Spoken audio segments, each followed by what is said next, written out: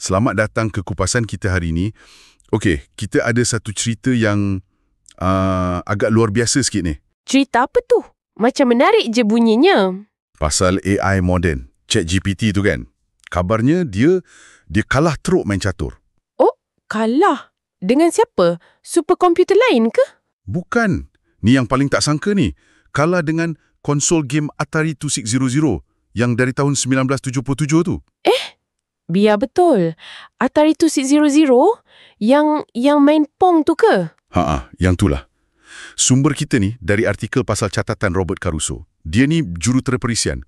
Jadi misi kita nak fahamlah macam mana benda ni boleh jadi. Memang pelik ni. Atari 2600 tu kan teknologi dah dekat 50 tahun umurnya. Game Atari Chess dia pun keluar tahun 99. Lama gila kan? Lepas tu kita bandingkan dengan ChatGPT yang kira macam teknologi AI paling canggih sekarang.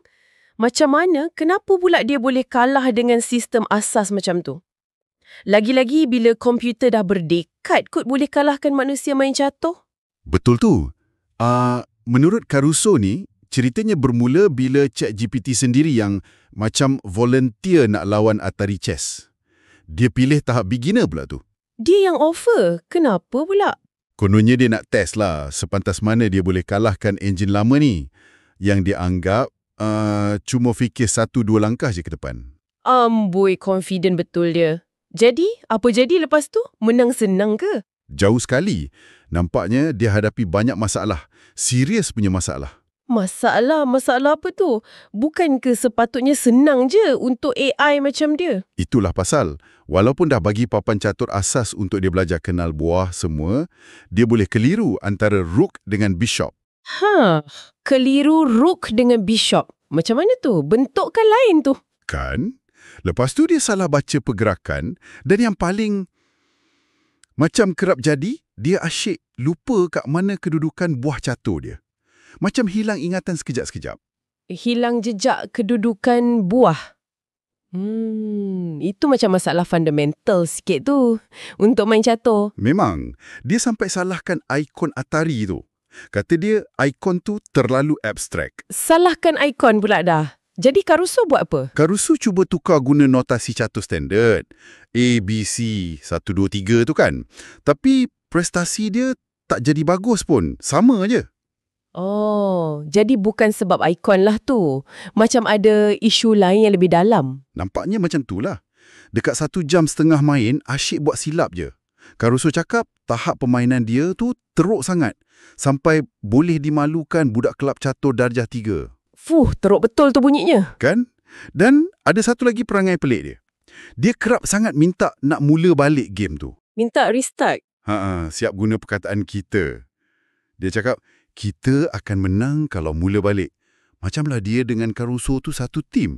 Pelik betul penggunaan kita tu. Guna kita? Wah, itu memang tak dijangka lah dari AI. Jadi, sementara ChatGPT ni tengah kelam kabut, buat silap, minta mula balik, apa Atari tu buat?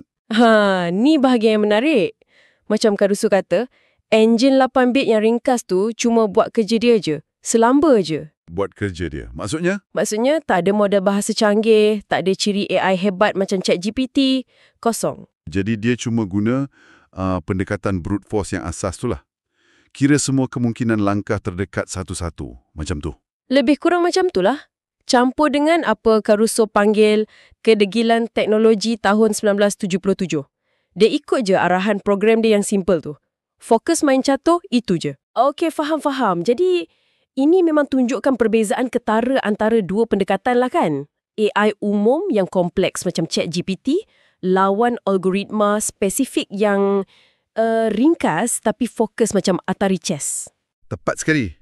Menarik kan? Macam mana sistem yang lagi simple tapi memang dibuat untuk satu benda tu je boleh kalahkan sistem yang jauh lagi kompleks dalam tugas spesifik tu. Betul. Ia macam menunjukkan yang ChatGPT ni walaupun pintar dalam banyak hal, terutamanya bahasa, mungkin tak ditala untuk logik permainan yang rigid macam ni. Dia pakar dalam corak bahasa, bukan logik special atau peraturan ketat catur pada tahap algoritma tu. Sayangnya tak ada video rakaman perlawanan ni kan.